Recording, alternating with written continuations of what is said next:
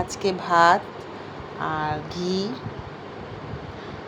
ঘিয়ের সঙ্গে আমার মেয়ে তো বেগুন ভাজা ছাড়া ঘি দিয়ে খাবে না, তার জন্য বেগুন ভেজেছি আর ক্যাপসিকাম দিয়ে মটর ডাল বেটেছিলাম, মটর ডাল দিয়ে পকোড়ার মতো করেছি।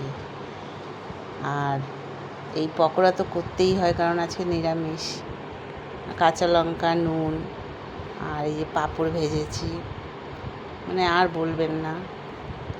আর তার সঙ্গে তিতার ডাল, চাল কুমড়ো দিয়ে উচ্ছে দিয়ে তিতার ডাল করেছি কারণ নিরামিষ খাবার তো।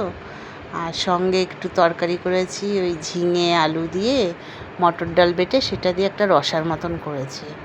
কারণ নিরামিষের দিন তো, নিরামিষের দিন হলে খুব সমস্যা হয়। আমার মেয়ের খুব বায়না, নিরামিষ হলে খুব করে। আর সঙ্গে একটু চাটনি করেছি, টমেটো, কিশমিশ, কাজু বাদাম, খেজুর দিয়ে, আমসত্ত্বও দিয়েছি, করেছি।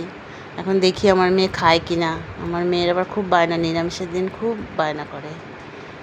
ঠিক আছে, আজকের এই দুপুরবেলার মেনু।